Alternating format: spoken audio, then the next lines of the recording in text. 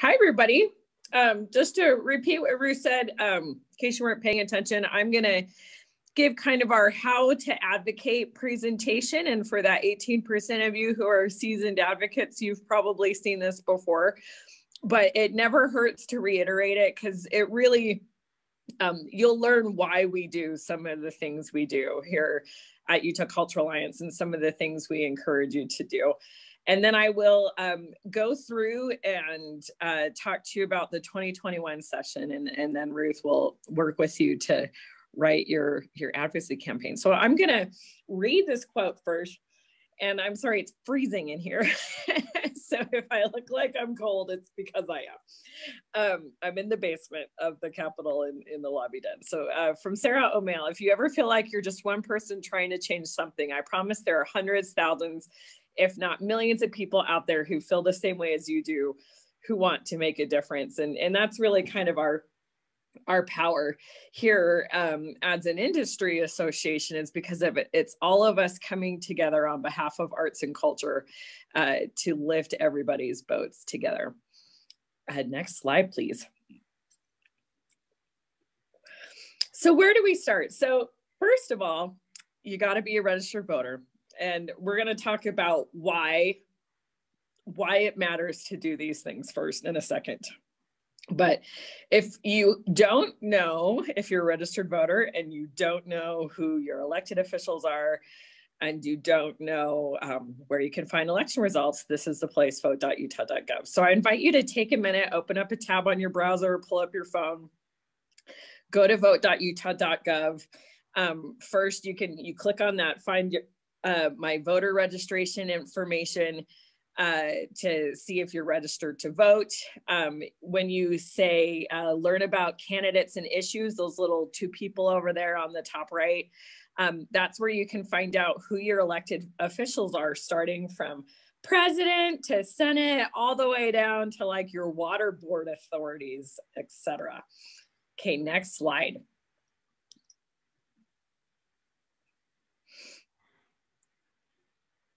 Thank you, Ruth.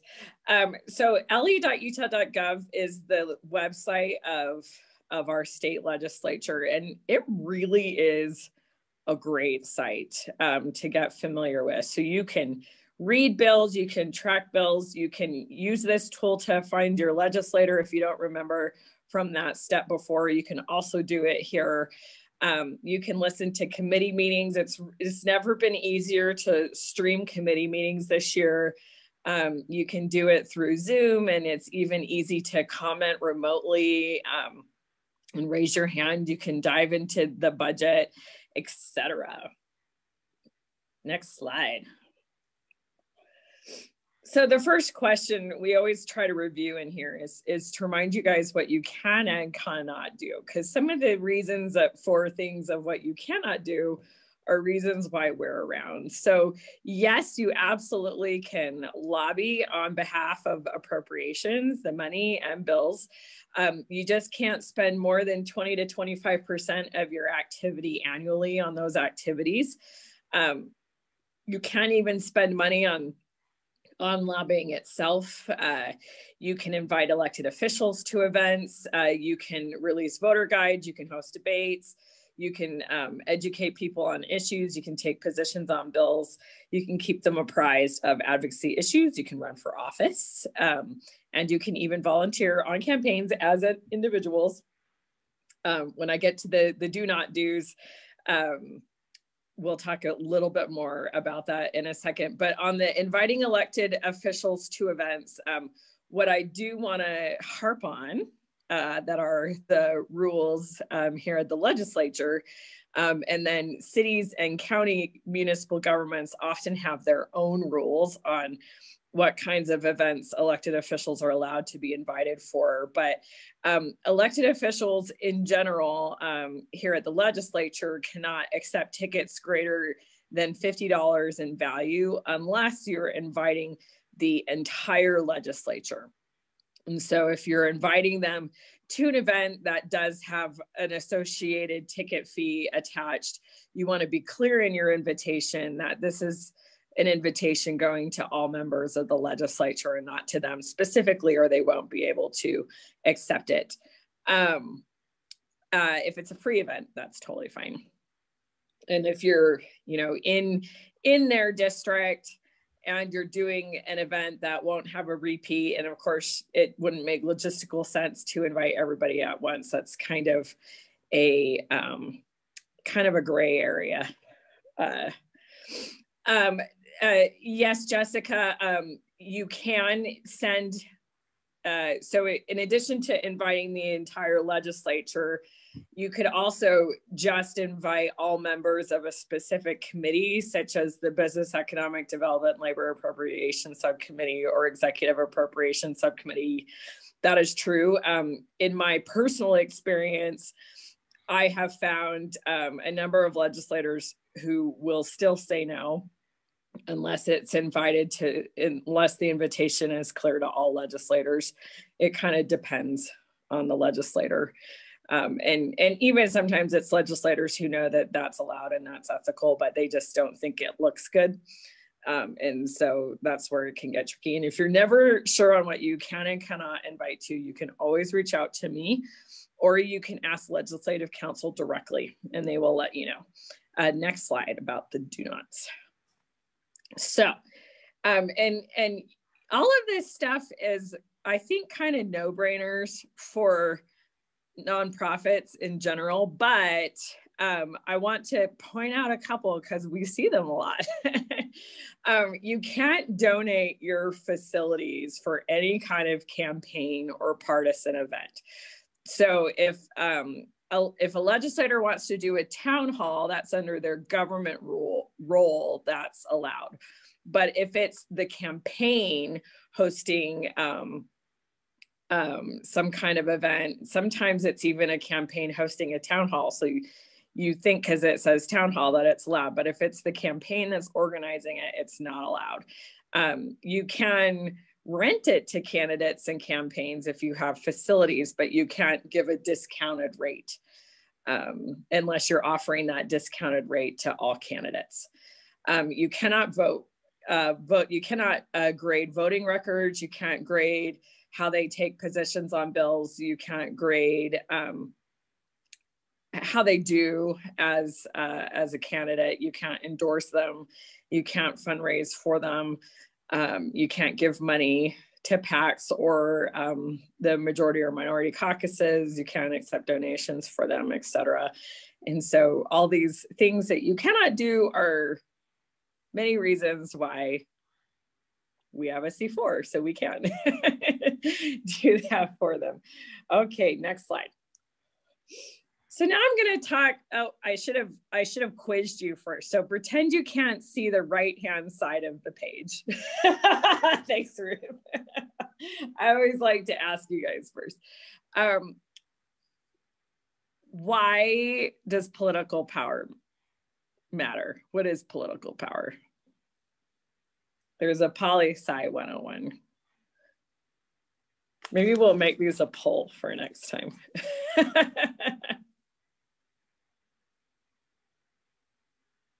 And you can feel free to just pop it in the chat.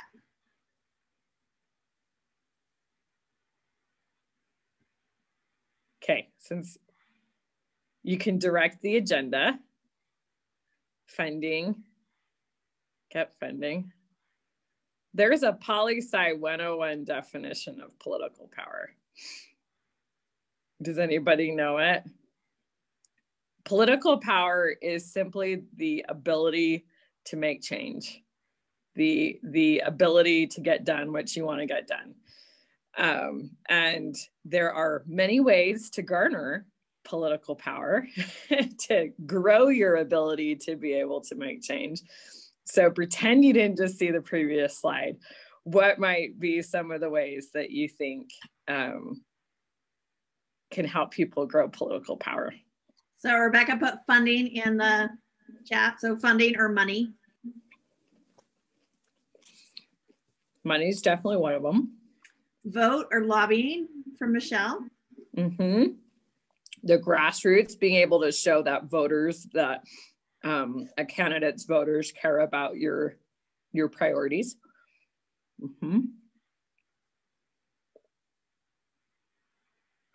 There's a third kind.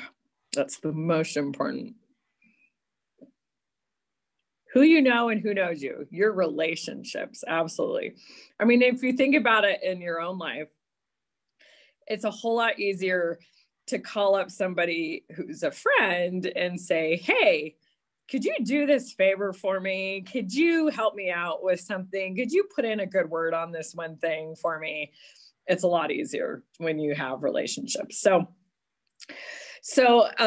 pretty much everything that we do here when we're advocating on behalf of the arts and culture industry is we ask ourselves, does it feed into these three kinds of political power? Does it,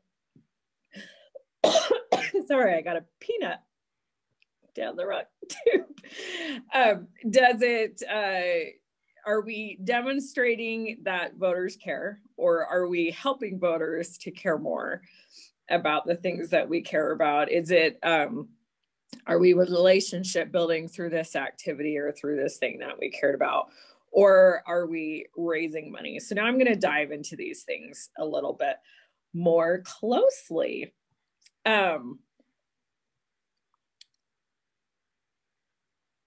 Well, I'm sorry, I'm looking at the full list here. I'm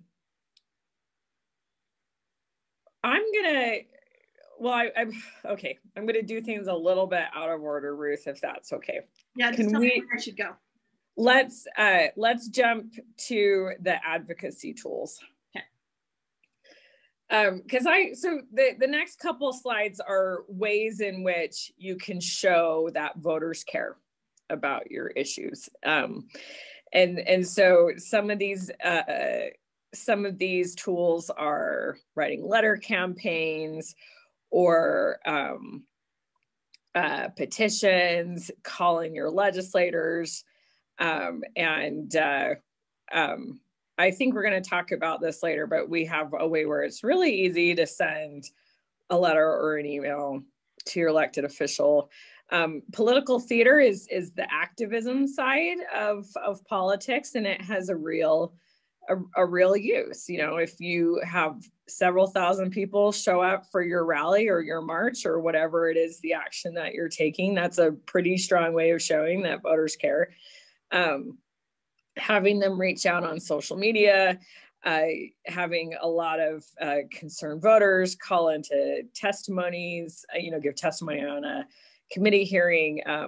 We list conventions here in, because here in Utah, the vast majority of our elected officials are elected at their respective, well, not elected, but nominated at their respective party convention. But because of how our districts are drawn, for the most part, most of those nominees become the elected official, and that's true on both sides of the aisle. There's just a handful of seats that are competitive on the general relationship side of it. So let's dive into the next slide. So letter campaigns. So I think are you going to put the link into the chat, Ruth? Yep. So here is our link to our tool where it's really easy to send letters to your elected officials, and Ernesto's done a really great job setting this up. And our new tool, you can even send videos, which are pretty cool. So this is a great way to hear, to connect with your legislators during the session. And I will say, in general, a personal letter is so much better than just clicking on our button and sending the letter we've already written for you. So always take a minute to personalize and keep it simple. The next slide, political theater. I'm just looking ahead, sorry. We don't use this one a ton because it's not necessarily the best route for our issues at hand, but it most certainly works for many issues at hand to do this. But you have to think about it in the broader goal, because as we talked about the different kinds of political power, one of them is relationships. And sometimes when you're yelling at somebody, you're not necessarily relationship building. You're creating someone who might oppose what you care about. So you have to be careful about the right time and place for that. Next one. So social media is really great because it has a twofold approach. On the one hand, it's a great way to relationship build. And it's also a great way to demonstrate that voters, that grassroots care about your issue if they're connecting with their elected official on social media and saying, hey, I really liked when you spoke to this bill, or I really liked your vote today, or I didn't like your vote today, and here's why. And also communicating why this industry brings value. Next one. Speaking in a committee to an issue is also very important. This photo is actually from when the state school board tried to make middle school arts, health, and PE education optional. And they actually did make that call and that change. And we fought back and successfully won. So this is a way when lots and lots of people show up and disagree with what's happening, is a great way to speak. Thanks, Ruth. Why don't I gloss through a little bit? Why don't we jump to relationship building? Thanks. So now I'm going to talk to ways to build a relationship. So let's do the next slide. All right. This is the kind of political power that matters the most. And what we're always doing here on your behalf is working to build these relationships. And so we can always give you feedback on how to reach out to your elected official or what works for them. But this list, and you guys can read a bunch of different ways to build relationships with elected officials. Of course, the most effective way is to be present and to be friendly. But you can be a delegate, you can play games with everybody, etc. And then, I'm sorry that it's blurry for some of you guys. It's clear for me, actually. I don't know if that's a bandwidth issue or not. Looks like it's clear for some of us and not for others. I'm sorry. We'll send out the slides as well so you can review them. Might be an internet bandwidth issue for some of us. All right. So next slide. You want to have an end goal in mind.